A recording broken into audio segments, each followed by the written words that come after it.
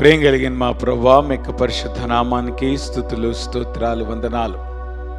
మీ నమ్మకత్వాన్ని బట్టి తిరిగి ఉదయకాల సమయంలో సంఘమంతా చేరి నేను ఆరాధించటకు స్తుతించటకు మీరు మాకు ఇచ్చిన తరుణాన్ని బట్టి ప్రభా, ప్రయాణాలు క్షేమాన్ని బట్టి ప్రభా మీకు వందనాలు తెలియజేస్తున్నాం. ఈ దినం ప్రభా మరి కుటుంబాలుగా నేను ఆరాధించటకు మేము సిద్ధపడుతుండగా మీ సన్నిధి మాతో ఉంచమని ప్రార్థన చేస్తున్నాను.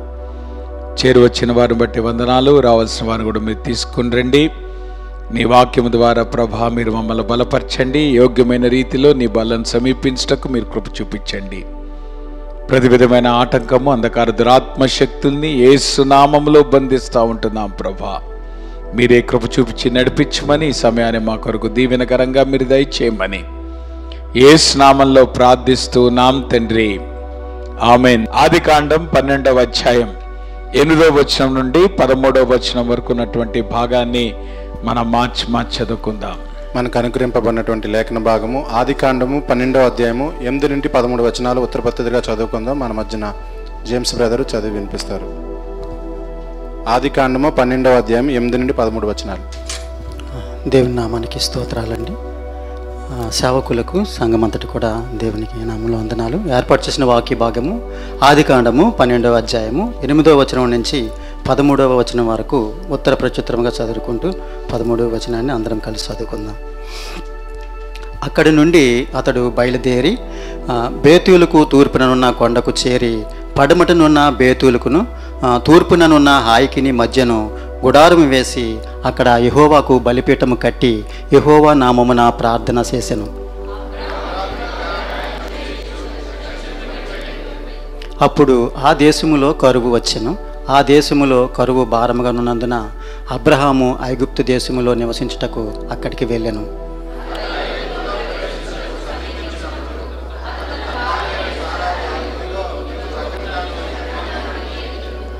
ఐగుప్తులు నిన్ను చూసి ఈమె అతని భార్య అని చెప్పి నన్ను చంపి నిన్ను బ్రతుకునిచ్చెదరు.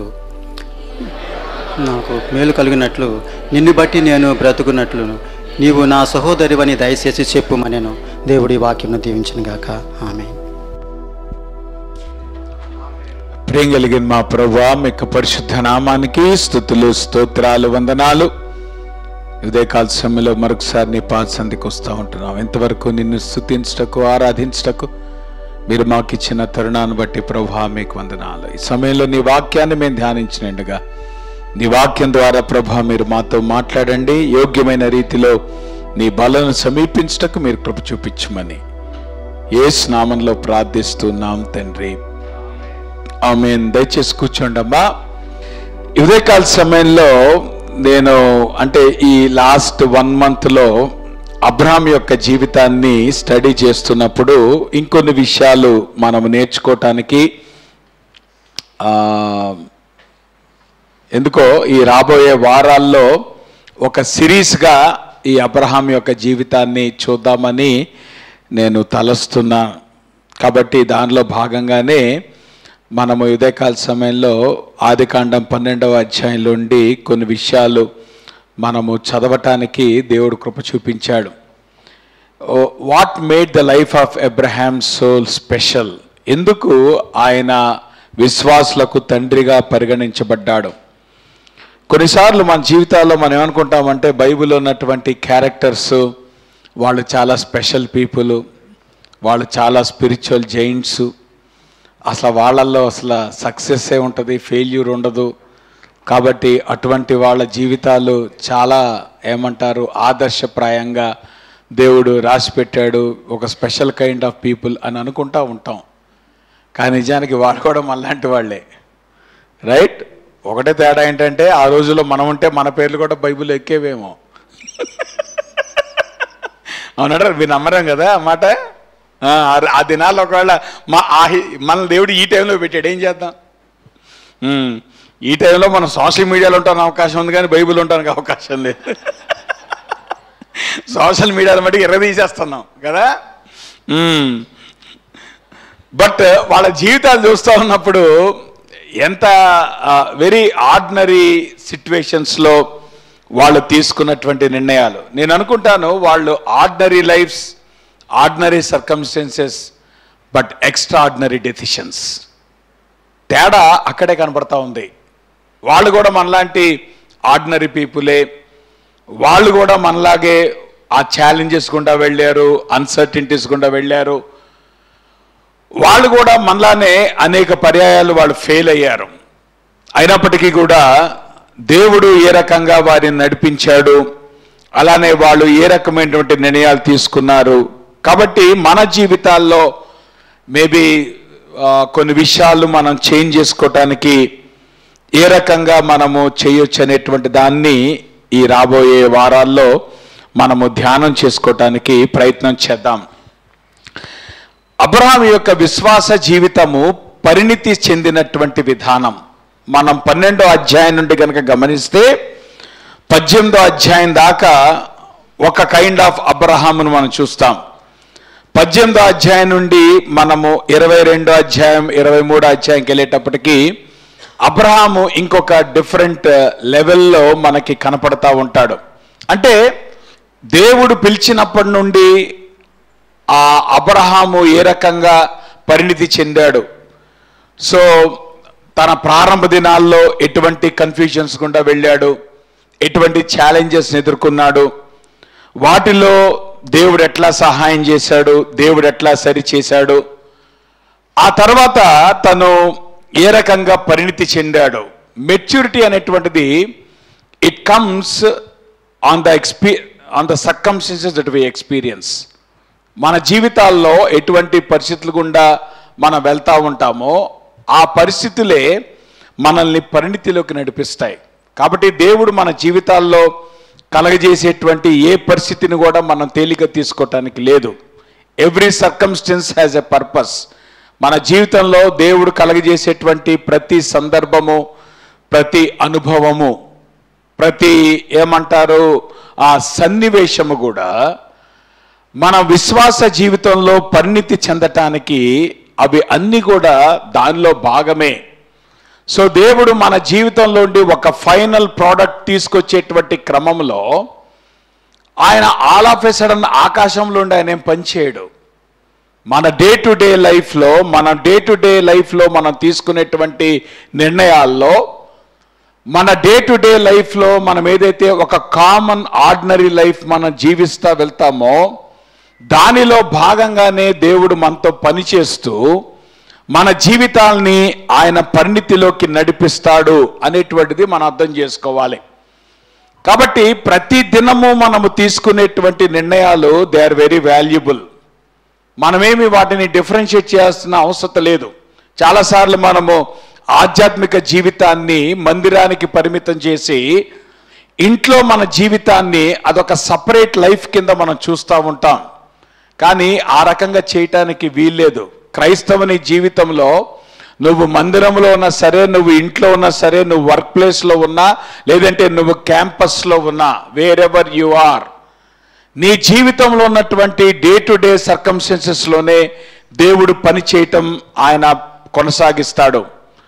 నీ జీవితంలో నువ్వు ఎదుర్కొనేటువంటి day to day mundane things of life అంట. ముండేన్ అంటే చాలా రొటీన్లో మనం చేసేటువంటి నిర్ణయాల్లో, రొటీన్లో మనం జీవించేటువంటి జీవితము ఏదైతే ఉందో దానిలో నుండే దేవుడు పని చేస్తాడు. అది మనం అర్థం చేసుకోవాలి. సో ప్రతి దినము కూడా మనం ఏదైతే అంటే మనం డే టు డే లైఫ్లో మనం ఏ రకంగా మనం క్వైట్ టైం చేసుకుంటామో, లేదంటే మనం ఉదయం ఏం వండుకుంటాము, ఏమి తింటాము. బైబిల్లో దేవుడు ఆహారం కూడా తిన్నాడు. అర్థమవుతుందా? కాబట్టి యువర్ ఎవ్రీ రొటీన్ లైఫ్, మన లైఫ్లో ఏదైతే రొటీన్ ఏదైతే ఉందో ఆ రొటీన్లోనే దేవుడు పనిచేస్తూ ఉంటాడు. ఆ రొటీన్లోనే దేవుడు మనల్ని పరిణితిలోకి నడిపిస్తూ ఉంటాడు. ఆ రొటీన్లోనే దేవుడు మనకి ఆధ్యాత్మిక పాఠాలు నేర్పిస్తాడు. అంతేగాని ఏదో మనం చెట్టు కింద కూర్చొని తపస్సు చేసి మనం పొందేటువంటి ఆధ్యాత్మిక పరిణితి కాదు ఇది. లేదంటే ఏదో ఒక స్పెషల్ ఎఫెక్ట్ దేవుడు మన జీవితంలో తీసుకొచ్చి ఆయన మనల్ని మెచ్యూరిటీలోకి నడిపించాడు. Your day to day life is very important. నువ్వు ప్రతిదినము ఉదయం లేచిన దగ్గర నుండి సాయంత్రం పడుకొని మళ్ళీ తిరిగి లేచేంత వరకు నీ అనుదిన ఏదైతే నీ లైఫ్ ఉందో వాటిలోనే దేవుడు మనల్ని నడిపిస్తాడు అనేటువంటి వాస్తవాన్ని మనము అర్థం చేసుకోవాలి. కాబట్టి దీన్ని నడకతో దేవుని వాక్యం పోల్చబట్టం మనం చూస్తాం. It's a walk of faith. అంటే నడక అనేటువంటిది మన జీవితంలో ఒక భాగమే. చెప్పండి, నడవకుండా కూర్చుంటారా మీరు రోజంతా? సో నడక అనేటువంటిది ఇట్స్ యువర్ డైలీ రొటీన్. కాబట్టి మన జీవితంలో నడక అనేటువంటిది ఒక రొటీన్గా ఎట్లా ఉంటుందో మన విశ్వాస జీవితం కూడా ఒక రొటీన్. కాబట్టి your walk of faith is a routine, your day to day routine. అంటే నువ్వు ఎంత న్యాచురల్గా నువ్వు ఈ లోకంలో నడవటానికి ప్రయత్నం చేస్తావో అంతే న్యాచురల్గా దేవుడు ఆధ్యాత్మిక జీవితంలో కూడా మనతో నడవటానికి ఇష్టపడతాడు. ఆ విషయాన్ని మనం అర్థం చేసుకోవాలి. స్పెసిఫిక్గా మీరు ఆదికాండంలో కనుక చూస్తే దేవుడు తన ప్రజలతో నడవటం అనేటువంటిదే ఎక్కువ ఎంఫసైజ్ చేయబడింది త్రూఅవుట్ బుక్ ఆఫ్ జెనసిస్. నిర్గమకాండంకి వచ్చిన తర్వాత దేవుడు తన ప్రజల మధ్యలో నివాసము చేయటం అనేటువంటి కాన్సెప్ట్ మనం చూస్తాం. ప్రత్యక్ష గుడారం ద్వారా దేవుడు తన ప్రజల మధ్యలో నివాసము చేయటం, తర్వాత మందిరము కట్టబట్టడం ద్వారా దేవుడు తన ప్రజల మధ్యలో నివాసము చేయటం. కొత్త నిబంధనకు వచ్చేటప్పటికి దేవుడు తన ప్రజలలో నివాసము చేయటం. సో రెస్ట్ ఆఫ్ ద బైబిల్లో మనం గనక గమనిస్తే దేవుని యొక్క నివాసం అనేటువంటిది చాలా ఆర్డినరీగా మనకు కనపడతా ఉంటుంది. కానీ ఆది కాండంలో గనక మనం చూస్తే దేవుడు తన ప్రజలతో నడవటం అనేటువంటిది మనం గమనిస్తూ ఉంటాం. అందుకని దీన్ని మన వాక్ ఆఫ్ ఫెయిత్ అంటాం. అంటే అనుదిన జీవితంలో దేవునితో మనము నడిచేటువంటి నడక, అనుదిన జీవితంలో మనము తీసుకునేటువంటి నిర్ణయాలు, అవే మన ఆధ్యాత్మిక జీవితంలో మనల్ని పరిణితిలోకి నడిపిస్తాయి అనేటువంటిది మనం అర్థం చేసుకోవాలి. కాబట్టి ఈ వాక్ ఆఫ్ ఫెయిత్లో what are the different phases of Abraham's life? Abraham యొక్క జీవితంలో ఈ వాక్ ఆఫ్ ఫెయిత్లో ఎటువంటి ఫేజెస్ గుండా అబ్రహాం వెళ్ళాడు అనేటువంటిది రాబోయే ఈ వారాల్లో మనము ధ్యానం చేయటానికి ప్రయత్నం చేద్దాం. మేబీ కాన్ఫరెన్స్ తర్వాత నేను ఈవినింగ్ సర్వీసెస్లో నేను న్యూ టెస్ట్మెంట్ని కాన్సన్ట్రేట్ చేస్తాను. ఎందుకంటే లాస్ట్ ఇయర్ అంతా కూడా మనం minor prophets, old testament study చేశాం. కాబట్టి ఈ సంవత్సరం నేను న్యూ టెస్ట్మెంట్లోకి వెళ్తాను. బట్ ఏ పుస్తకం తీసుకుంటానటువంటిది నేను మళ్ళీ తర్వాత చెప్తాను. కానీ ఈ సంవత్సరం అంతట్లో కూడా ఈవినింగ్ సర్వీసెస్లో మనం న్యూ టెస్ట్మెంట్ స్టడీ చేద్దాం. మార్నింగ్ సర్వీసెస్లో మట్టుకి కాంటెంపరీ ఇష్యూస్ గురించి నేను మాట్లాడటం జరుగుద్ది. కాబట్టి దానిలో భాగంగానే ఈ దినము వాక్ ఆఫ్ ఫెయిత్ అనేటువంటి దాన్ని, ఈ కాన్సెప్ట్ని మనం అర్థం చేసుకుంటా అబ్రహాం యొక్క జీవితంలో ఆయనతో పాటు మన ప్రయాణం కొనసాగిద్దాం కదా. 12వ అధ్యాయంలో ఆయన ప్రయాణం ప్రారంభమైంది. సో 18వ అధ్యాయం దాకా ఉన్నటువంటి ఆయన ప్రయాణాన్ని నేను కొన్ని వారాల్లోనే దాన్ని ముగించడానికి ప్రయత్నం చేస్తా.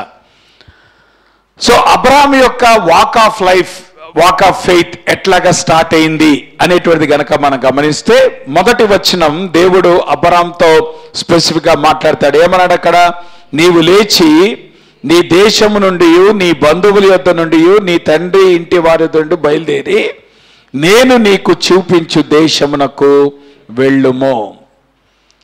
ఆధ్యాత్మిక జీవితము ప్రారంభమయ్యేది విడిచిపెట్టడంతో.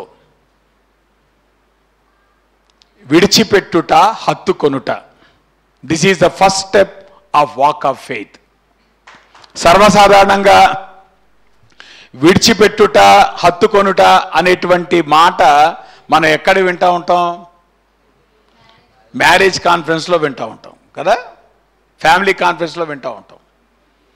కాబట్టి విడిచిపెట్టుట, హత్తుకొనుట ఎవరి కోసం కదా? భార్యాభర్తల కోసం, రైట్? పురుషుడు తన తండ్రిని తన తల్లిని విడిచి తన భార్యను హత్తుకొనను. కాబట్టి విడిచిపెట్టుట, హత్తుకొనుట అనేటువంటిది దేనిలో భాగం? మ్యారేజ్లో కాదు. అసలు విడిచిపెట్టుట, హత్తుకొనుట అనేటువంటిది it is the starting of your walk of faith. నీ ఆత్మీయ జీవితం ప్రారంభమయ్యేదే విడిచిపెట్టుట లేదంటే హత్తుకొనుట అనేటువంటిది. ఇప్పుడు దేవుడు అబ్రహాముని సెపరేట్ చేస్తున్నాడు. తన బంధువుల దగ్గరే ఎందుకు ఉంచలేదు అబ్రహాముని? తన దేశంలోనే ఎందుకు ఉంచలేదు? సో అబ్రహాం యొక్క జీవితంలో దేవుడు ఏమి కోరుకున్నాడు అనేటువంటిది కనుక గమనిస్తే, అప్పటి వరకు అబ్రహాము దేనితో అటాచ్ అయ్యాడో, సర్వసాధారణంగా మన జీవితాల్లో మనం దేంతో అటాచ్ అవుతామో, మనం దేని ఎక్కువైతే ప్రేమిస్తామో దాంతో అటాచ్ అవుతాం కదా. మీరు టీవీని బాగా ప్రేమించారనుకోండి, అప్పుడేమవుతుంది? మీ జీవితం అంతా దేని చుట్టూ తిరుగుతూ ఉంటుంది. ఇంక ఈ రోజులో టీవీ చూసేవాళ్ళు ఎవరు లేరు కదమ్మా. ఇప్పుడు అంతా సెల్ ఫోన్ కదా, మొబైల్. కాబట్టి మీరు మొబైల్ని ప్రేమిస్తున్నారు అనుకోండి అమ్మా, రోజంతా మీ జీవితం దేంతో హత్తుకొని ఉంటుంది కదా. మా చిన్నప్పుడు ఒక అటాచ్మెంట్ వచ్చేది, the network follows where you are. మీకు ఎంతమంది గుర్తుందో ఇది కానీ కదా. ఆ network wherever you go our network will follow you. ఒక చిన్న కుక్క పిల్లలాగా వెంట నడుచుకుంటా వెళ్తుంది. నేను అనుకున్నాను, ఇప్పుడు కుక్క పిల్ల వెంట నడవటం కాదు, మన జేబుల్లో మనతో పాటు తిరిగేస్తుంది నెట్వర్క్ కదా.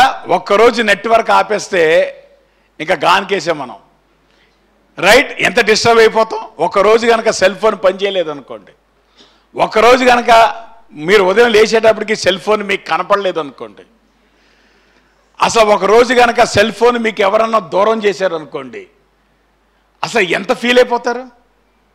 అవునంటారా కాదంటారా? ఎందుకు అనంటే, because you love being with the cell phone.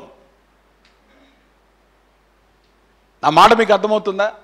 సర్వసాధారణంగా మన జీవితాల్లో మనం దేనికి హత్తుకొని ఉంటామంటే, దేనిని అత్యధికంగా ప్రేమిస్తామో దానికి మనం హత్తుకొని ఉంటాం.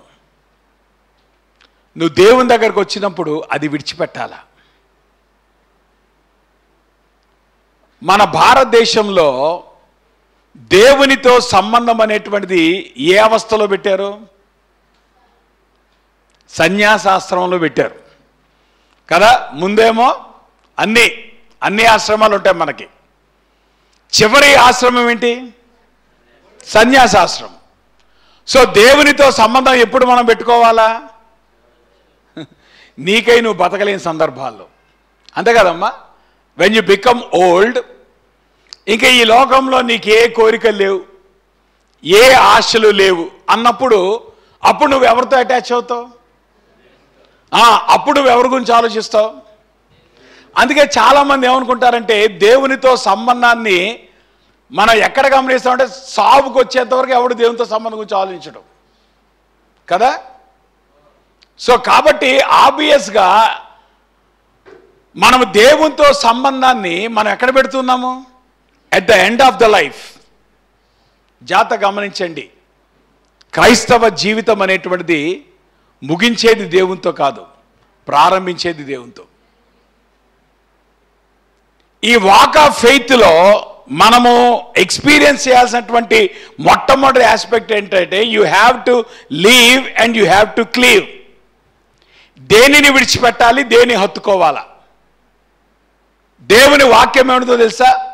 ఈ లోకమును, లోక మాలిన్యమును వదిలిపెట్టి దేవునితో నువ్వు అటాచ్ అవ్వటం అనేటువంటిది నీ విశ్వాస జీవితం యొక్క ప్రారంభం.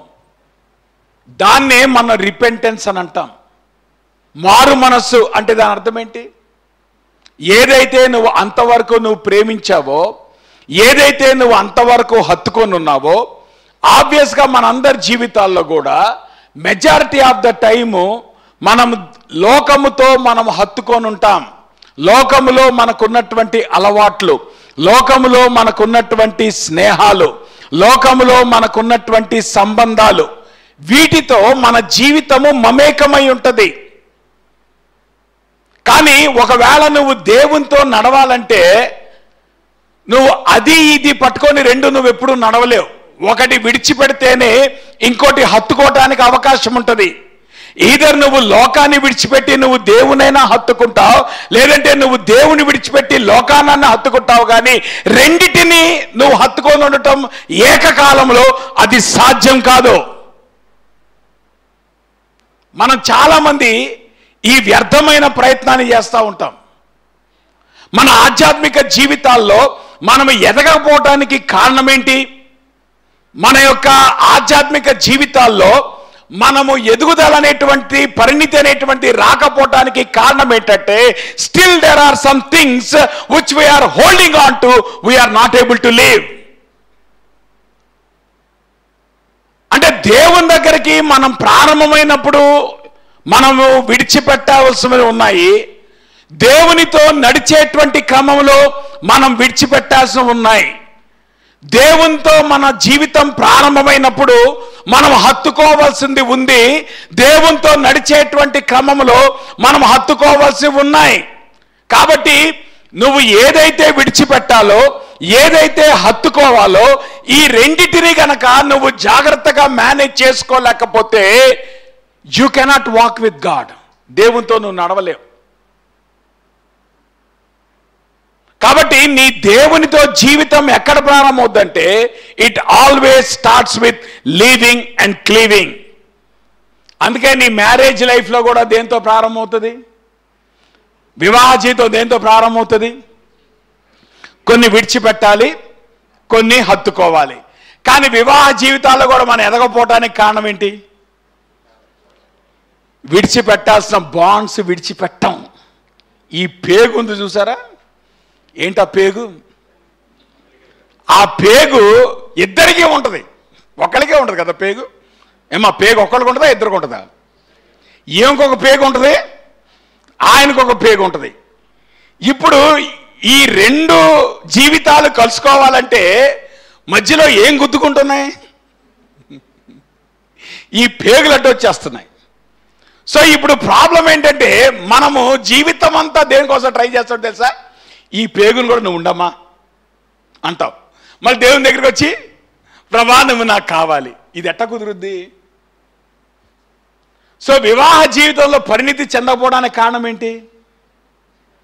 ఎప్పుడైతే విడిచిపెట్టాల్సి నువ్వు విడిచిపెట్టవో, హత్తుకోవాల్సిన దాన్ని నువ్వు హత్తుకోవో, నీ మ్యారేజ్ లైఫ్ కొనసాగదు మీనింగ్ఫుల్గా. అక్కడే మన కాన్ఫ్లిక్ట్స్ వస్తాయి. చెప్పండి, ఉదయం లేచిన దగ్గర భార్యాభర్తలు ఏ విషయంలో కొట్టుకుంటారంటే పేగుల దగ్గరే కొట్టుకుంటారు. ఈ పేగులే. మా అమ్మంది ఏముందో తెలుసా? అసలు మా నాయన ఎంత ఫీల్ అయ్యాడు తెలుసా? అసలు మా చెల్లుని చూసావా? బంగారు చెల్లి. ఈ బంగారు చెల్లె కొంపలు పెట్టుద్ది. చూసావా? ఉదయం లేచిన దగ్గర నుండి మన జీవితాలు ఏం కొట్టుకుంటూ ఉంటాయి, ఏం గుద్దుకుంటూ ఉంటాయి. దేవుడు ఏమన్నాడు వివాహ జీవితంలో? పేగులు కట్ చేయమన్నాడా, పేగులు పెట్టుకోమన్నాడా? ఏమ్మా అసలు పేగులు కట్ చేయాలంటే ఎంత బాధో. అమ్మో పాస్టర్ గారు మీరు అసలు ఏమనుకున్నారు? మీరు నేను కనీ పెంచానండి, అసలు ఎంత కష్టపడాను తెలుసా నేను కనీ పెంచడానికి. సో నేను కనీ పెంచాను కాబట్టి ఇప్పుడు వాణను చూడాల్సిందే. జాగ్రత్త. ఇది చాలా ఇంపార్టెంట్ ప్రిన్సిపల్ మా లైఫ్లో. Be it your marriage life or be it your spiritual life. Until you detach and you attach, you cannot walk. దేవునితో నువ్వు నడవలేవు. ఈ ఉదయకాల సమయంలో మన జీవితాల్లో మనం తొంగి చూసుకోవాలి. దేవునితో మనకున్నటువంటి సంబంధం అనేటువంటిది ఎన్హాన్స్ అవ్వటానికి మనం వదిలిపెట్టాల్సినవేంటి, మనం హత్తుకోవాల్సినవేంటి?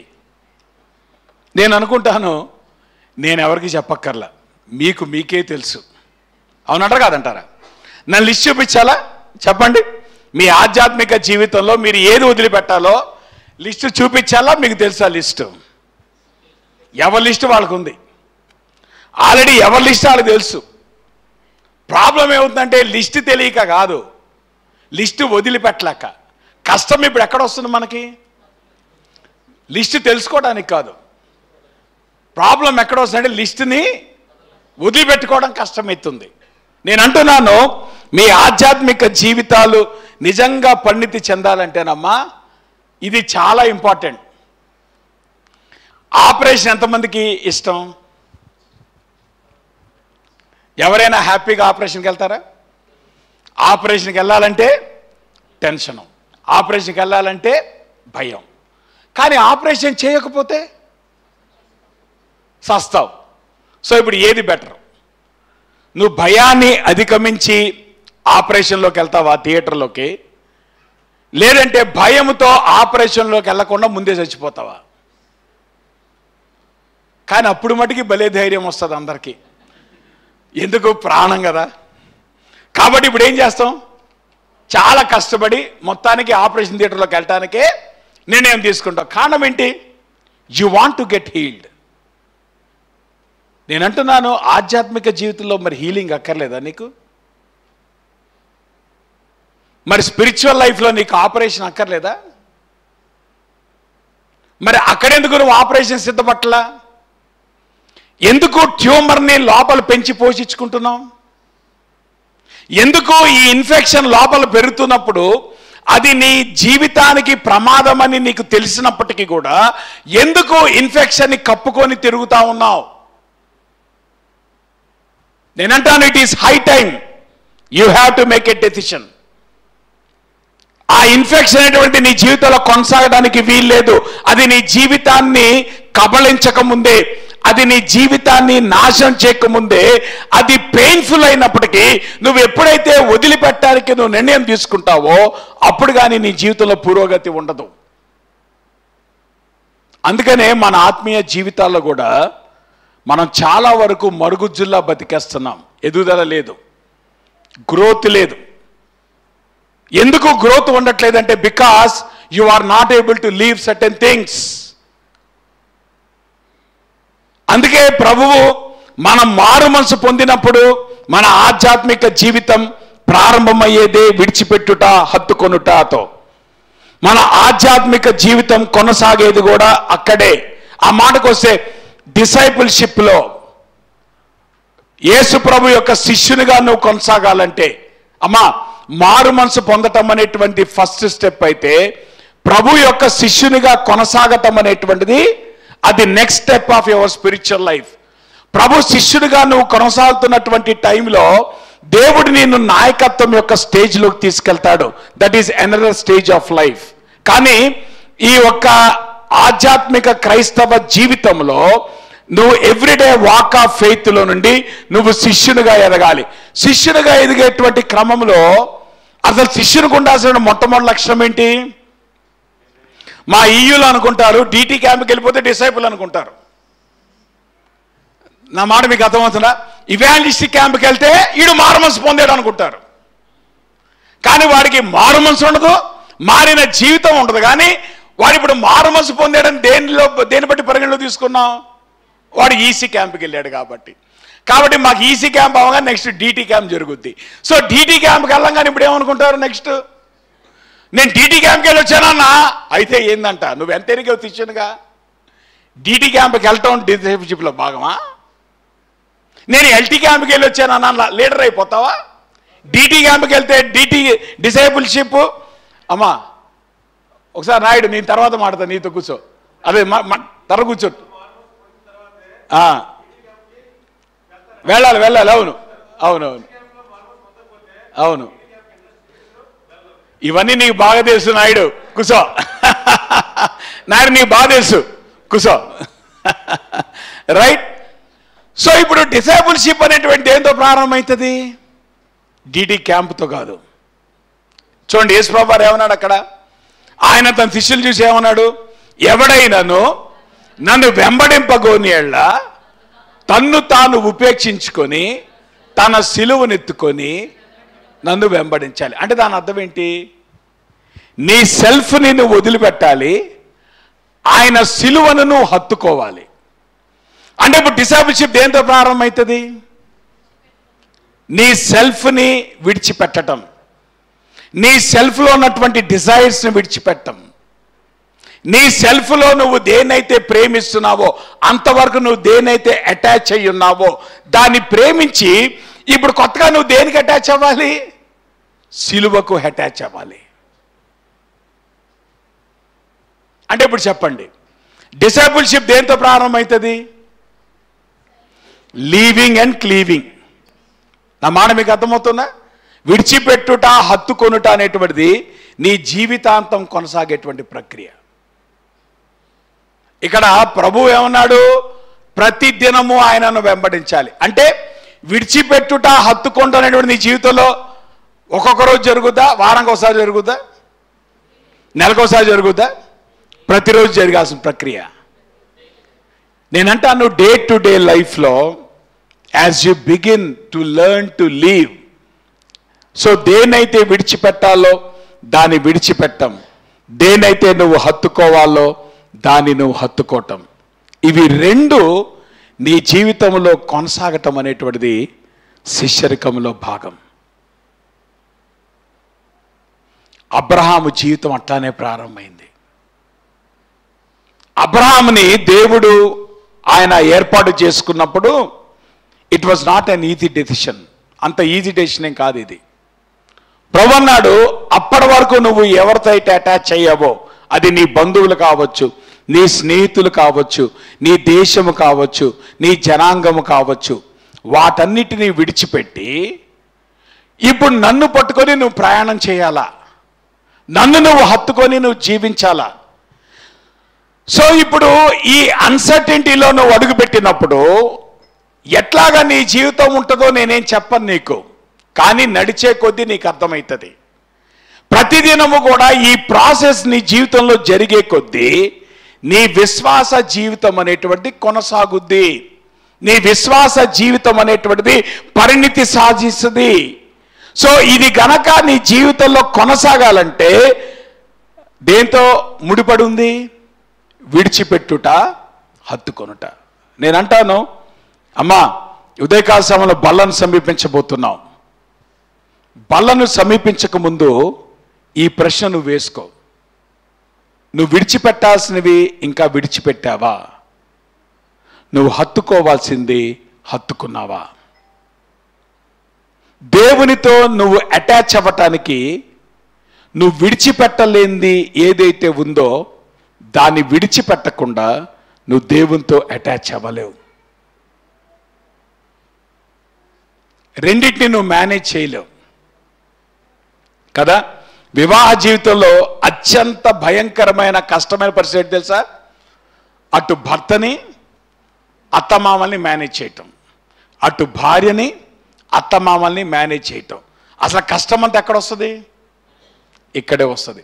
ఎనర్జీ అంతా ఎక్కడైతుంది? అక్కడైతుంది. Because you are trying to manage two things which actually need to be set apart. నువ్వు వదిలిపెట్టాల్సినవి వదిలిపెట్టకుండా వాటిని మేనేజ్ చేయటం అనేటువంటిది నువ్వు ఎప్పుడైతే దాన్ని కొనసాగిస్తూ ఉంటావో నీ మ్యారేజ్ లైఫ్ అనేటువంటిది it is always very tough. అలానే నీ ఆధ్యాత్మిక జీవితంలో కూడా నువ్వు వదిలిపెట్టాల్సింది నువ్వు వదిలిపెట్టకుండా, దేవునితో నువ్వు హత్తుకోవాల్సింది హత్తుకోకుండా రెండింటినీ కలిపి మేనేజ్ చేయాలనుకోవటము అది అవివేకం. It cannot go that way. By necessity నువ్వు అయితే లోకాన్ని వదిలిపెట్టి నువ్వు దేవునన్నా హత్తుకోవాలా, నువ్వు దేవుని వదిలిపెట్టి లోకానన్నా హత్తుకోవాలి, కానీ రెండిటితో కలిపి ప్రయాణం చేయటం అసాధ్యం. రెండిటితో కలిపి ప్రయాణం చేయటం అనేటువంటిది నిన్ను ఎక్కడికి కూడా ముందుకు తీసుకొని వెళ్ళదు. నువ్వు నిజంగా ఉదయకాల సమయంలో దేవునితో నడవాలనేటువంటి కోరిక నీకున్నట్లయితే, దేవునితో సంబంధం కలిగి ఉండాలన్నటువంటి ఆశ నీకున్నట్లయితే you need to start with this. ఆధ్యాత్మిక జీవితం ప్రారంభమయ్యేదే విడిచిపెట్టడంతో. ఆధ్యాత్మిక జీవితం ప్రారంభమయ్యేదే హత్తుకోవటం. శిష్యరికం ప్రారంభమయ్యేదే విడిచిపెట్టడం. శిష్యరికం కొనసాగేదే హత్తుకోవటంతో. కాబట్టి ద ఫస్ట్ ప్రిన్సిపల్ మన జీవితంలో మనం నేర్చుకోవాల్సింది చెప్పండమ్మా. యేసు ప్రభు శిష్యులు ప్రభు దగ్గరికి వచ్చినప్పుడు ఏం వదిలిపెట్టారు వాళ్ళు? అప్పటి వరకు వాళ్ళ చేతిలో ఏమున్నాయి కదా.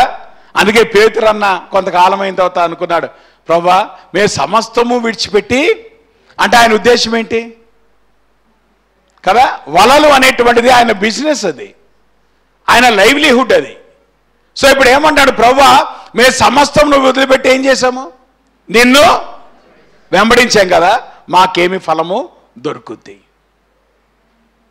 అంటే జాగ్రత్త వినండి, మన ఆధ్యాత్మిక జీవితంలో ఎదుగుదలైనా, మన శిష్యరికంలో ఎదుగుదలైనా, ఎప్పుడైనా అది మన వివాహ జీవితంలో కొనసాగింపైనా, whatever you take in your life, ఎప్పుడు కూడా స్టార్ట్ అయ్యేది, కొనసాగించేది ఈ ప్రిన్సిపుల్తో.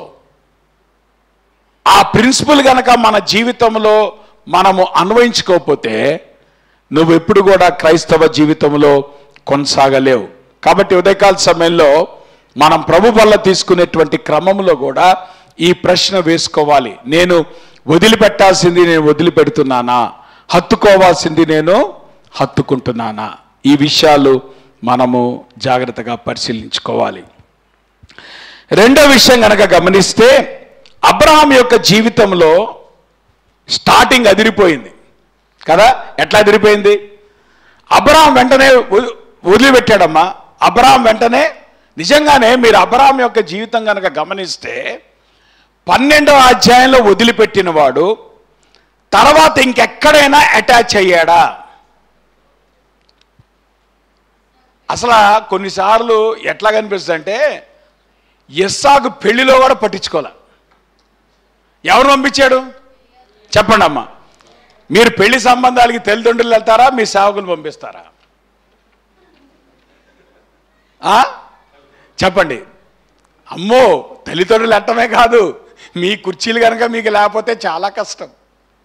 మిమ్మల్ని కనుక చూడాల్సిన విధంలో చూడకపోతే చాలా కష్టం. మీకు కనుక ఆతిథ్యం ఇవ్వాల్సినటువంటి లెవెల్లో ఆతిథ్యం ఇవ్వకపోతే చాలా కష్టం. కానీ అబ్రహాము పెళ్లికి సంబంధం మాట్లాడటానికి ఎవరు పంపించాడు? ఎందుకు పంపించాడు? అబ్రహాము దీనికి కట్టుబడి ఉన్నాడు. ఒకసారి వదిలిపెట్టి వచ్చిన తర్వాత మరి ఎన్నడూ కూడా వెనక్కి తిరిగి చూడలేదు అబ్రహాం. ఇది విశ్వాస జీవితంలో కఠినత్వం ఉందామా? విశ్వాస జీవితంలో ఇది చేయాల్సిందన్నామా? యేసుప్రభువారు అదే అన్నాడు కదా, నాగటి మీద చెయ్యి వేసి వెనుక తట్టుకు చూచువాడు నాకు పాత్రుడు కాడు. నువ్వు నాగటి మీద చెయ్యి వేయక ముందు ఆలోచించాలి, నువ్వు దున్నగలవా లేదో. ఒకసారి నాగటి మీద చెయ్యి వేసిన తర్వాత అప్పుడు ఆలోచించడానికి కుదరదు. ఈరోజు చాలామంది విశ్వాస జీవితాన్ని ప్రారంభించిన తర్వాత ఆలోచిస్తున్నారు, మేము కొనసాగించగలమా లేదా, మేము నిలబడగలమా లేదా. నేను అంటాను, నిజంగా if you really leave and cleave, ఆ ప్రిన్సిపల్ కనుక నువ్వు కట్టుబడితే నీ జీవితాంతము కూడా ఎదుగుదల అనేటువంటి నీ జీవితంలో భాగమవుతుంది. ఎందుకు అబ్రహాము తన విశ్వాసంలో పరిణితి సాధించాడు? ఎందుకు అబ్రహాము విశ్వాసులకు తండ్రిగా ఆయన పిలువబడ్డాడు? అటువంటి ఆ ఎదుగుదల దేని బట్టి వచ్చిందంటే, ఆయన ఫస్ట్ ప్రిన్సిపల్ తన లైఫ్లో చివరిదాకా మేనేజ్ చేశాడు, చివరిదాకా దాన్ని కలిగి ఉన్నాడు. ఎక్కడ కూడా దేవుడు ఏదైతే విడిచిపెట్టమన్నాడో, దేవుడు ఏదైతే హత్తుకోమన్నాడో, ఆ రెంటి విషయంలో అబ్రహాము జీవితాంతము కట్టుబడి ఉన్నాడు. నేను అంటాను, if you want to live for God, it's a life long commitment. ఒకరోజు దేవునితో బతకడం కాదు, ఒక వారం దేవునితో బతకడం కాదు, జీవితాంతం దేవునితో బతికేటువంటి దమ్మున్నోడే దేవుని కొరకు జీవించే నిర్ణయాలు తీసుకోవాలా. And if you want to live for God, నీ జీవితాంతము కూడా దేవుడు ఏదైతే వదిలిపెట్టమంటున్నాడో, దేవుడు ఏదైతే హత్తుకోమంటున్నాడో ఆ విషయంలో రాజీ పట్టడానికి వీల్లేదు. ఆ విషయంలో వెనుక తీయటానికి వీల్లేదు. అప్పుడే నువ్వు రీచ్ అవ్వాల్సిన మెచ్యూరిటీ లెవెల్ నువ్వు రీచ్ అవుతావు. రైట్. అబ్రహాము ప్రారంభం అదిరిపోయింది, కొనసాగింపు కూడా అదిరిపోయింది. కానీ దేవునితో ఎప్పుడైతే మనము నిర్ణయం తీసుకుంటామో, నేను ఎప్పుడు గతంలో కూడా చెప్పాను, ఎప్పుడైతే మన జీవితాల్లో సక్సెస్ వస్తుందో దాని వెనకాల ఏమొస్తుంది? టెస్ట్ వస్తుంది. రైట్. సో మన జీవితంలో సక్సెస్, టెస్ట్లు రెండు కూడా సైమల్టేనియస్గా వెళ్తూ ఉంటాయమ్మా. మనము అంటే దేవునిలో మనం ఎదగటేటువంటి క్రమంలోనే మన జీవితాల్లో టెస్ట్ ఛాలెంజెస్ కూడా వస్తాయి. అది ఎప్పుడు కూడా మనం మర్చిపోవటానికి వీల్లేదు. అయితే అబ్రహాము చాలా అద్భుతమైన నిర్ణయం తీసుకొని ఆయన ప్రయాణాన్ని ప్రారంభించిన తర్వాత చాలా అద్భుతంగా బహుశా పాటలు పాడుకుంటూ దేశానికి వచ్చాడు, కనాన్ దేశానికి వచ్చాడు. బహుశా అనుకున్నాడు, యేసు ప్రభు నేను నమ్ముకున్నాను. ఆ మీటింగ్లో పాస్టర్ గారు చెప్పారు, ప్రయాసపడి భారం మోసుకొంచున్న సమస్త జనులారా నా యొద్దకు రండి, యేసు ప్రభు దగ్గరికి వస్తే మీ భారాన్ని తీసేస్తాడు, యేసు ప్రభు దగ్గరికి వస్తే మీ కష్టాన్ని తీసేస్తాడు, యేసు ప్రభు దగ్గరికి వస్తే మీకు ఉద్యోగాలు ఇస్తాడు, ఇవన్నీ చెప్పాడు. ఎవరైనా కాబట్టి నువ్వేమనుకున్నావు? యేసు ప్రభు నమ్ముకుంటే దశ తిరిగిపోద్ది అనుకున్నావు. చివరికి నువ్వు తిరగబడ్డావు. చెప్పండి, ఇప్పుడు దశ తిరిగిందా, మనం తిరగబడ్డామా? చెప్పండి, ఎంతమందికి దశ తిరిగింది, ఎంతమంది తిరగబడ్డారు? చూసారా? ఎందుకు తిరగబడ్డామంటే యేసు ప్రభుని నమ్ముకున్నప్పుడు మనం అనుకున్నాం, ఇంకా యేసు ప్రభుని పట్టుకున్నాం కదా, ఇంకా నా లైఫ్ ఏం ప్రాబ్లం లేదు, నా ఫ్యూచర్కి ఏమీ డోకా లేదు, అంతా ప్రభువే చూసుకుంటాడు, అంతా ప్రభువే కాపాడుతాడు అని అనుకుంటే ఫస్ట్ రావటం లైఫ్లో ఫస్ట్ ఏమొచ్చింది చెప్పండి? ప్రాబ్లం వచ్చింది. ఏంటా ప్రాబ్లం వచ్చింది? కరువు వచ్చింది. విచిత్రం ఏంటో చెప్పనా, ఈ ప్యాసేజ్ మనం ఏదైతే చదువుకున్నామో ఆ ప్యాసేజ్ ఎక్కడ ప్రారంభమైంది? 12వ అధ్యాయం 8వ వచనంలో ప్రారంభమైంది. ఈ ప్యాసేజ్ ఎక్కడ ఎండ్ అయిందో తెలుసా? 13వ అధ్యాయం 4వ వచనంతో ఎండ్ అయింది. నిజానికి 12వ అధ్యాయంతో ఎండ్ అవ్వాల. ఈ ప్యాసేజ్ ఎక్కడ ఎండ్ అయింది? 13వ అధ్యాయం 4వ వచనం. ఇప్పుడు జాగ్రత్త వినండి. 8వ వచనంలో ఏమనుంది? అక్కడ నుండి అతడు బయలుదేరి బేతేలుకు తూర్పునున్న కొండకు చేరి పడమటమున్న బేతేళ్లకును తూర్పున్న హాయికి మధ్య గుడారం వేసి అక్కడ యెహోవాకు బలిపీఠము కట్టి యెహోవా నామమున ప్రార్థన చేశాను. జాగ్రత్త వినండి, అది ప్రారంభం. కనాను దేశంకి రాగానే అబ్రాహాము చేసినటువంటి మొట్టమొదటి స్టెప్ ఏంటంటే బేతేల్లో బలిపీఠం కట్టి దేవుని నామమున ప్రార్థన చేశాడు. చెప్పండి, బిగినింగ్ అదిరిపాటుతో ఉందా లేదా? అదిరిపోయిందా లేదా? బిగినింగ్ బ్రహ్మాండంగా ఉంది కదా. ఇప్పుడు 13వ అధ్యాయం 4వ వచనానికి రండి. 4వ వచనానికి వచ్చి అక్కడ ఏముంది? మళ్ళీ అక్కడ తాను మొదట బలిపీఠమును కట్టిన చోట చేరెను, అక్కడ అబ్రాహాము యెహోవా నామమున ప్రార్థన చేశాను. ఇప్పుడు జాగ్రత్త వినండి. 12:8లో బలిపీఠం కట్టాడు, ప్రార్థన చేశాడు. 13:4లో ఏం జరిగింది? మళ్ళా బలిపీఠం కట్టాడు, ప్రార్థన చేశాడు. మధ్యలో ఏమైంది? బొక్క బోర్లా పడ్డాడు. చూసారా? 8వ వచనం దేంతో ప్రారంభమైంది? అబ్రహాము బలిపీఠం కట్టాడు, ప్రార్థన చేశాడు. బహుశా ప్రయాణం చేసుకొని రాగానే థ్యాంక్స్ గివింగ్ మీటింగ్ పెట్టుకొని, ప్రభువా ఇంత చక్కటి ప్రయాణం దయచేసావు ప్రభువా, ఎక్కడ మా ఊర్లో బయలుదేరితే ఇక్కడ వరకు నువ్వు క్షేమాన్ని ఇచ్చావు ప్రభా, భద్రత ఇచ్చావు ప్రభా అని బహుశా థ్యాంక్స్ గివింగ్ మీటింగ్ పెట్టుకొని ఏం చేశాడు? అబ్రహాము ప్రార్థన చేశాడు. ఆ తర్వాత 13వ అధ్యాయం 4వ వచనంకి వచ్చిన తర్వాత మళ్ళా అదే బలిపీఠానికి వచ్చాడు, మళ్ళా అదే మందిరానికి వచ్చాడు, మళ్ళా అక్కడ చక్కగా దేవుని నామమున ప్రార్థన చేశాడు. మధ్యలో ఏమైంది? ఫెయిల్ అయ్యాడు. అంటే దాని అర్థం ఏం చెప్పండి? 8వ వచనం నుండి 13వ అధ్యాయం 4వ వచనం వరకు కూడా అబ్రహాము తప్పిపోయాడు. కానీ గొప్ప విషయం ఏంటి తెలుసా? అబ్రహాము యొక్క జీవితం నిలబడటానికి కారణం ఏంటంటే ఆ ఫెయిల్యూర్లో కూడా అబ్రహాము బలిపీఠమును మర్చిపోలే. అమ్మా జాగ్రత్త వినండి, మన జీవితాల్లో మనము ఆధ్యాత్మిక జీవితాల్లో మనము పతనం అవ్వటానికి కారణం ఏంటంటే మన జీవితాలు బలిపీఠానికి దూరంగా అవుతున్నాయి. ప్రాబ్లం రాగానే ముందు ఏది దూరం అవుతుంది? పాస్టర్ గారు నేను భలే ప్రార్థన చేసేదానండి, ఇప్పుడు ప్రార్థన చేయలేకపోతున్నానండి.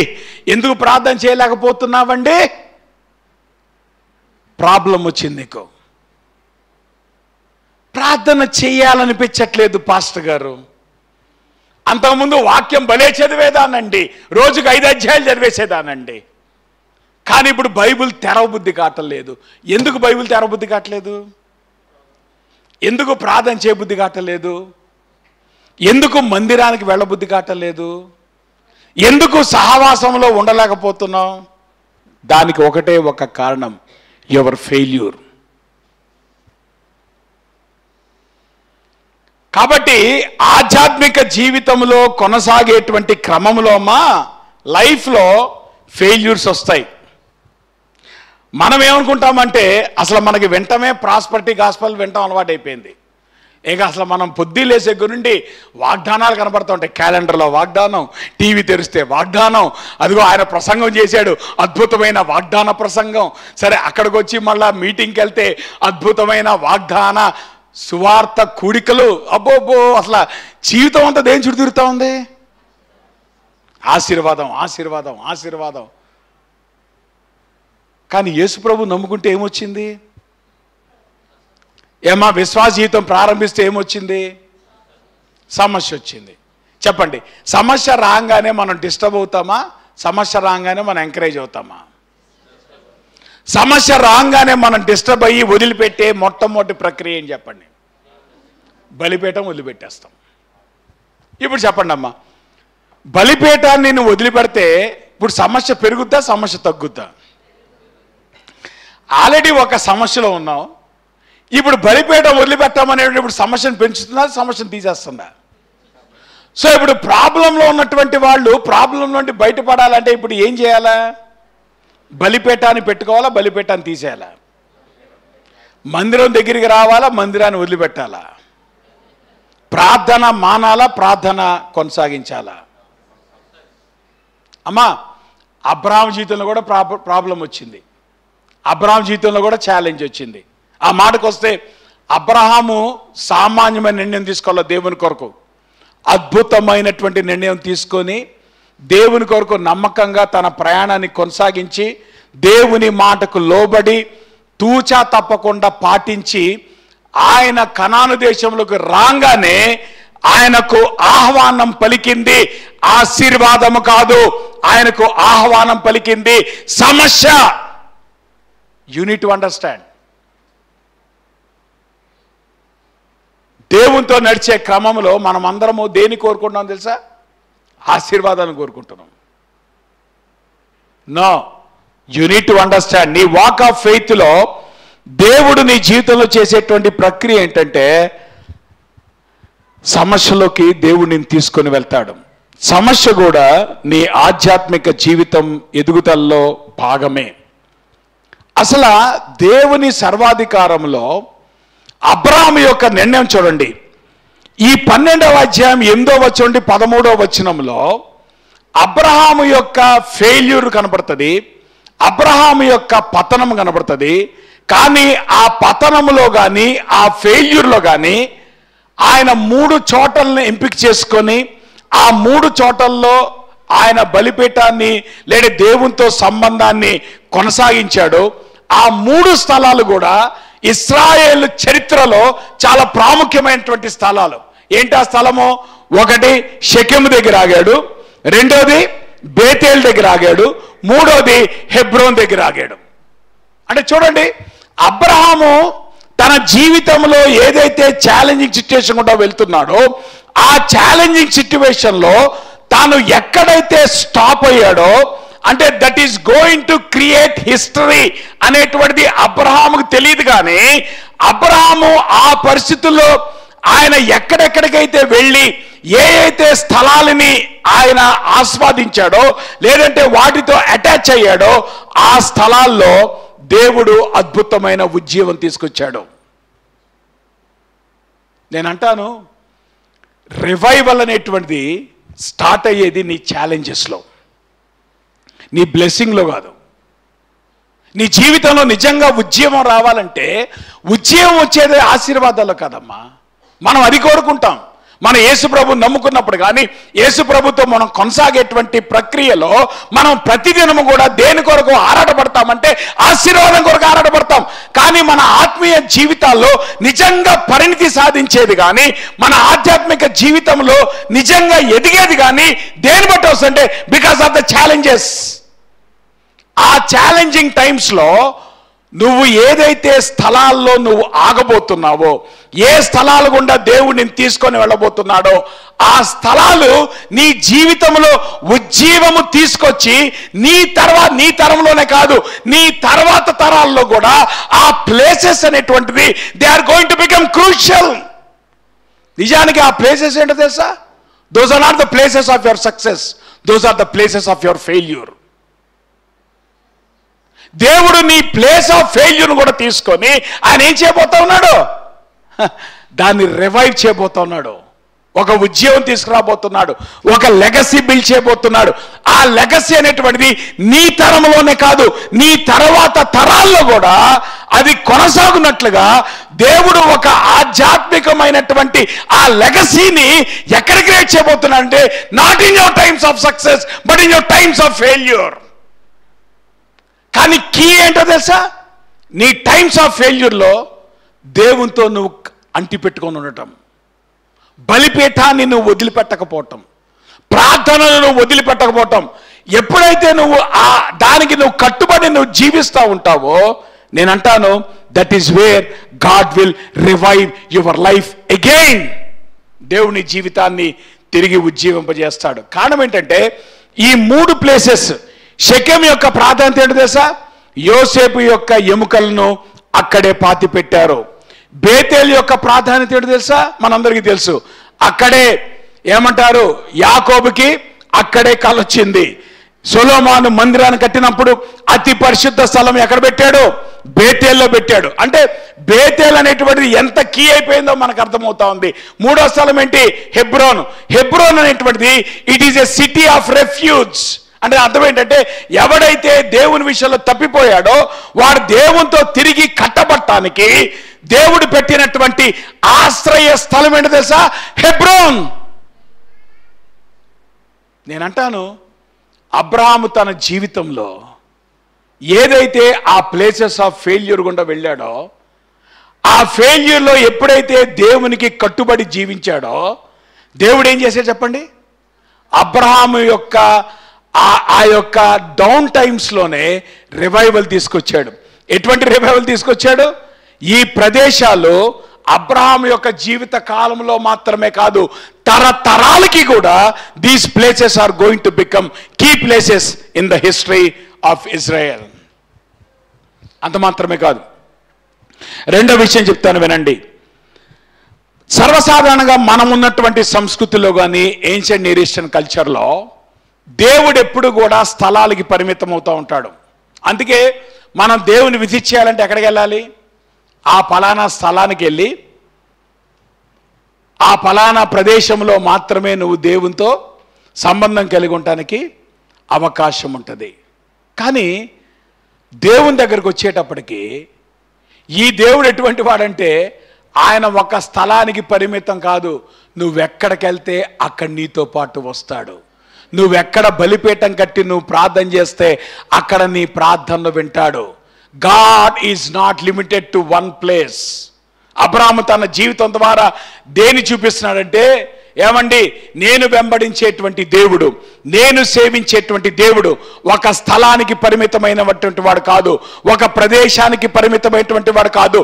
నేను ఎక్కడికి వెళ్తే ఆయన అక్కడ నన్ను వెంబడిస్తాడు. నేను ఎక్కడ ప్రార్థన చేస్తే అక్కడ వింటాడు. ఏమ్మా, ట్రైన్లో ప్రార్థన చేయొచ్చు, రోడ్డు మీద ప్రార్థన చేయొచ్చు, బండి మీద వెళ్తా ప్రార్థన చేయొచ్చు. ఎక్కడ ప్రార్థన చేసినా దేవుడు వింటాడా లేదా? ఒట్టి మందిరంలోకి వచ్చినప్పుడే ప్రార్థన వింటాడా? ఒట్టి దేవుడు ఏమైనా గ్రేస్ బ్యాప్టిస్ట్కి పరిమితమయ్యాడా? కాదే. ఎక్కడికి వెళ్ళినా కానీ దేవుడు నీ ప్రార్థన వింటాడు. కారణం ఏంటంటే ఈ దేవుడు ఒక స్థలానికి పరిమితమైనటువంటి వాడు కాదు.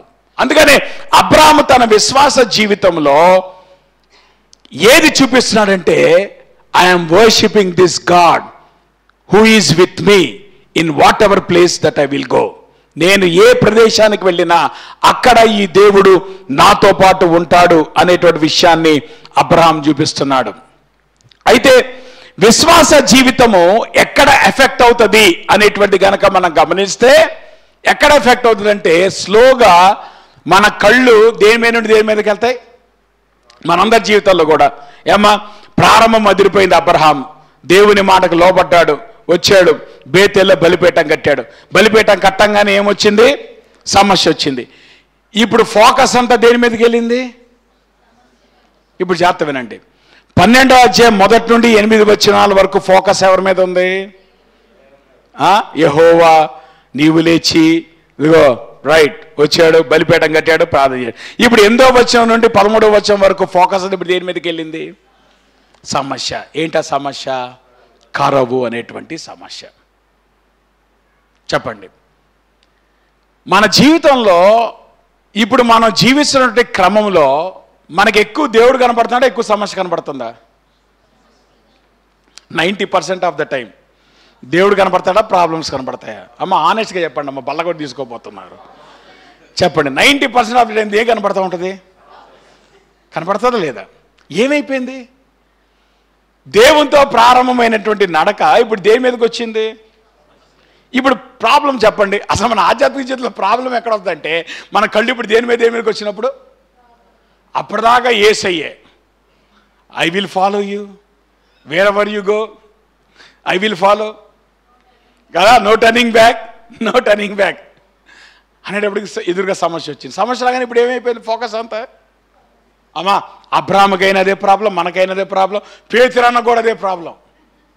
పేతురన్న అన్నాడు, ప్రభా నువ్వు నడుస్తున్నావు కదా అదురుపాటు, నేను కూడా నడవాలి ప్రభా. సరే ప్రభా రా పేదరు నడుద్దుగానే అన్నాడు. నడుస్తూ అప్పటిదాకా ఎవరి మీద పేదరు దృష్టి పెట్టాడు? స్లోగా ఇప్పుడు దృష్టి దేని మీదకి వెళ్ళింది? చెప్పండి. ఇప్పుడు సమస్య ఎప్పుడు వచ్చింది? సమస్య ఎప్పుడు పెద్దదైంది? సమస్య ఎప్పుడు పెద్దయింది చెప్పండి.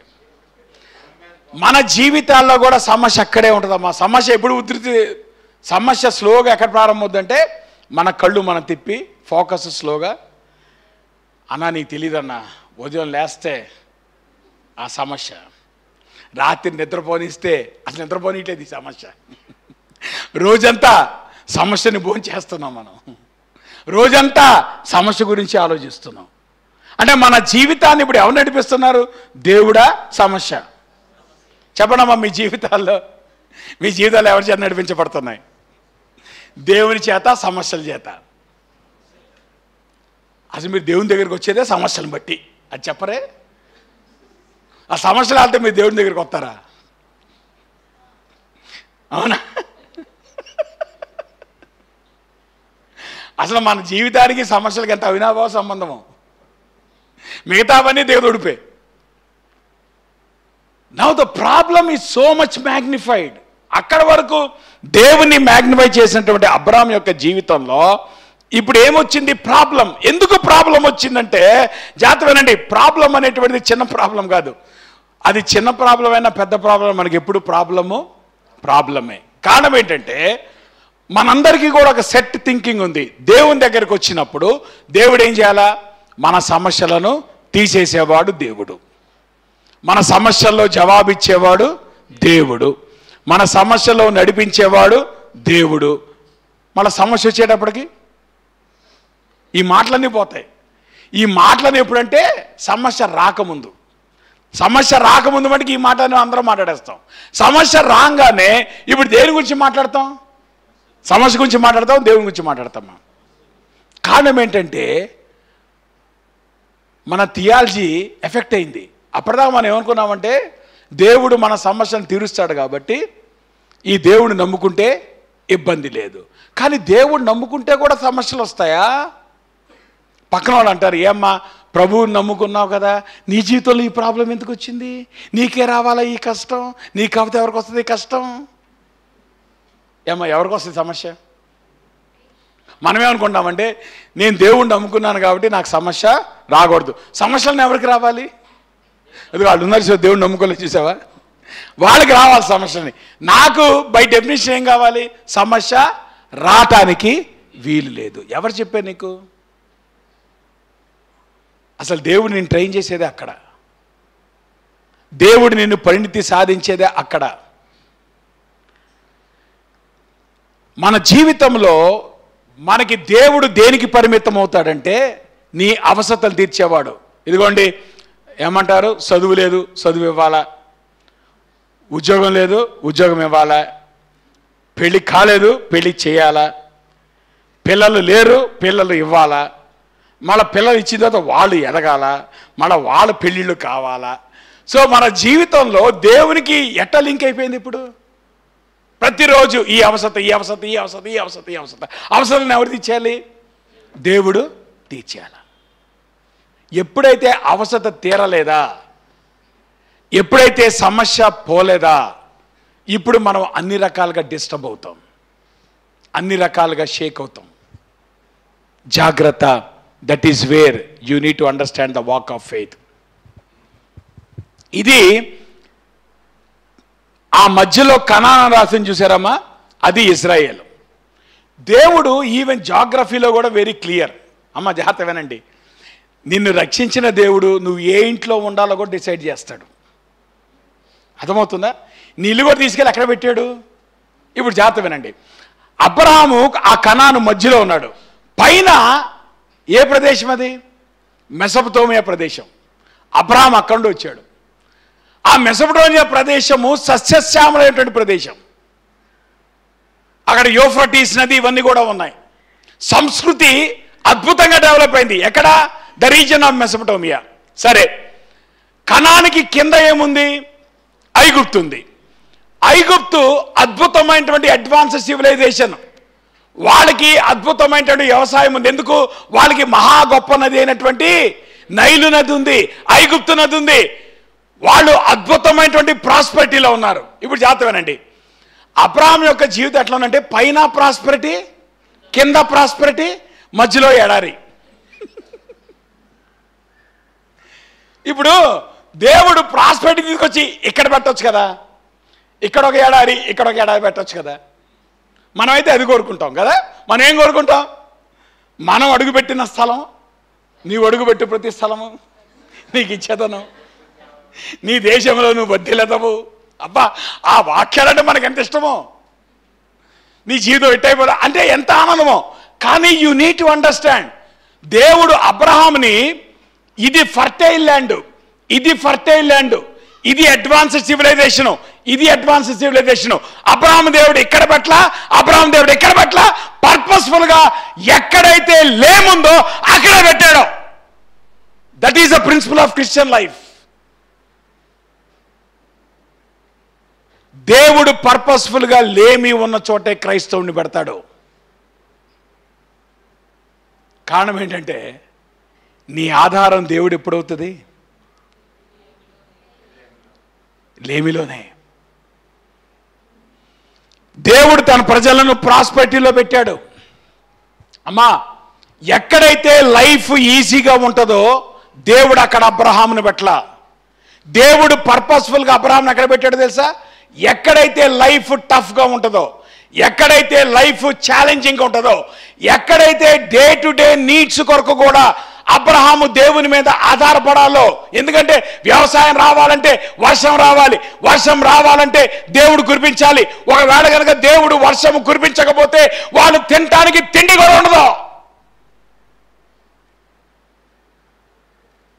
ఇప్పుడు నిజానికి దేవుడు టఫ్ ప్లేస్లో పెట్టి దేవుడు కరువు ఇచ్చాడు. చెప్పండి, కరువు అనేటువంటిది ఈజీ అంటారా కష్టం అంటారా? కష్టం. ఎందుకో తెలుసా? కరువులో you are going to lose your vulnerable first. కరువులో చచ్చిపోయేది ఎవరో తెలుసా? ముందు పిల్లలు, వృద్ధులు. అంటే ఒకసారి దేశం మీదకి కరువు వచ్చినప్పుడు నీ ఫ్యామిలీలో ఒక మార్క్ ఉండబోతా ఉంది. You are going to lose your young people. You are going to lose your old people. అంటే అర్థం ఏంటి?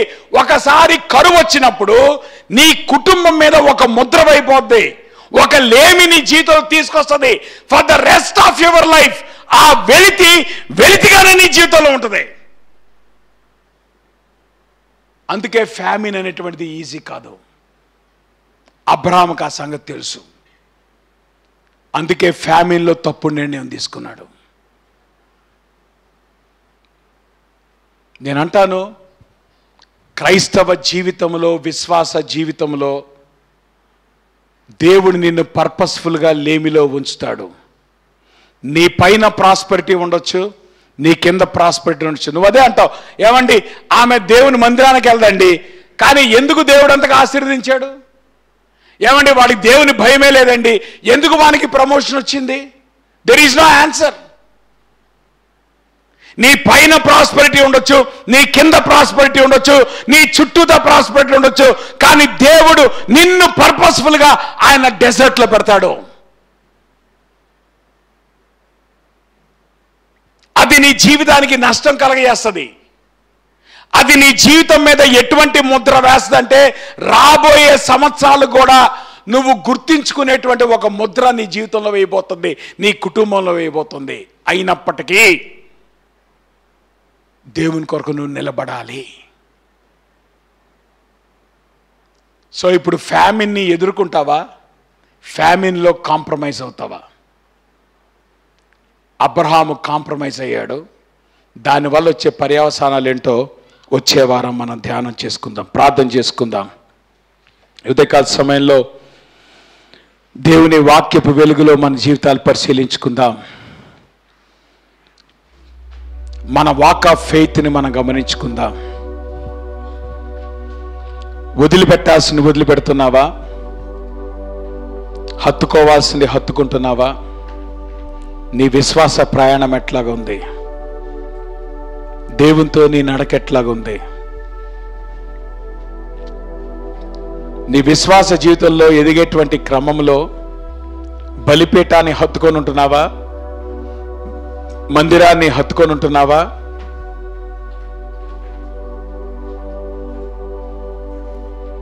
దేవుడు నీకు నేర్పించేటువంటి పాఠాలు చాలా కీలకంగా ఉండబోతున్నాయి. కాబట్టి బలిపీఠాన్ని హత్తుకొనుండు. దేవుడు నిన్ను చుట్టూతా ప్రాస్పరిటీ ఉండుండొచ్చు, కానీ పర్పస్ఫుల్గా దేవుడు నిన్ను ఫ్యామిలీలో పెడతాడు. అయినప్పటికీ దేవుని కొరకు నిలబడటానికి రెడీగా ఉన్నావా? లేదంటే సమస్య వచ్చినప్పుడు మనం ఫెయిల్ అయిపోతున్నామా? దేవుని వాక్య వెలుగులో సరి చేసుకుందాం. ఇంకా ఎవరైతే మారు మనసు పొందలేదో, ఎందుకు లోకాన్ని వదిలిపెట్టి ప్రభువుని హత్తుకోవటం మీకు సమస్యగా ఉంది? కానీ మారు మనసు అంటే అదే, లోకాన్ని వదిలిపెట్టి ప్రభు దగ్గరికి రావాల్సిందే. ఆ నిర్ణయం తీసుకోవటానికి నీకేం ఆటంకంగా ఉంది? ఎందుకు ప్రభు వల్ల చేయలేకపోతున్నావు? ప్రభు దగ్గరికి వస్తావా? విడిచిపెట్టి ఆలోచించు. ప్రభు వల్ల చేయి వేసేటువంటి వాడు మీ ఆధ్యాత్మిక జీవితంలో కొనసాగింపు ఎట్లా ఉంది? యువర్ వాక్ ఆఫ్ ఫెయిత్ దేవుని వాక్య వెలుగులో టెస్ట్ చేసుకుందాం. ప్రేమ కలిగిన మా ప్రభువా, మీకు పరిశుద్ధ నామానికి స్తుతులు స్తోత్రాలు వందనాలు. ఉదయకాల సమయంలో ప్రభువా నీ పాద సంధికి వస్తూ ఉంటున్నాం. నీ వాక్యం బట్టి ప్రభువా మీరు మాతో మాట్లాడుతుండగా నీ వాక్యానికి లోబడినట్లుగా మీరు కృప చూపించండి. నీ బలలో చేయి వేయబోతుండగా మా విశ్వాస జీవితాన్ని పరీక్షించుకుంటున్నాం. మా వాక్ ఆఫ్ ఫెయిత్లో మా జర్నీ ఎట్లాగుంది? అబ్రహాం జీవితం ద్వారా మీరు ఏదైతే మాతో మాట్లాడారో ఆ విషయాలు మా జీవితంలో మేము సరిచేయబడినట్లుగా నీ వాక్య వెలుగులో మమ్మల్ని సరిచేయమని మమ్మల్ని మీ కృపగల హస్తాలకు అప్పగించుకుంటాం. నీ కుమారుని యొక్క శరీరం మా కొరకు నల్లగొట్టబడింది. ఆయన పొందిన దెబ్బల చేత మాకు స్వస్థత కలుగుచున్నది. నీవిచ్చిన గొప్ప రక్షణ బట్టి ప్రభువా మీకు వందనాలు. నీవిచ్చిన వాక్యమును బట్టి, నీవిచ్చిన సహవాసమును బట్టి, నీ బలను బట్టి ప్రభువా మీకు వందనాలు. మా విశ్వాస ప్రయాణమును ప్రభువా మేము ఆలోచించుండగా ఎక్కడైతే మాకు లోపాలు ఉన్నాయో సరిచేయండి. దేని మీదైతే దృష్టి పెట్టాలో దాని మీద దృష్టి పెట్టడానికి మీరు కృప చూపించండి. ఏదైతే వదిలిపెట్టాలో, దేని హత్తుకోవాలో దాని విషయంలో కూడా మీరు కృప చూపించండి. సమస్యలు వచ్చినప్పుడు ఎట్లాగా ట్యాకిల్ చేయాలో కూడా మీరు మాకు నేర్పించండి.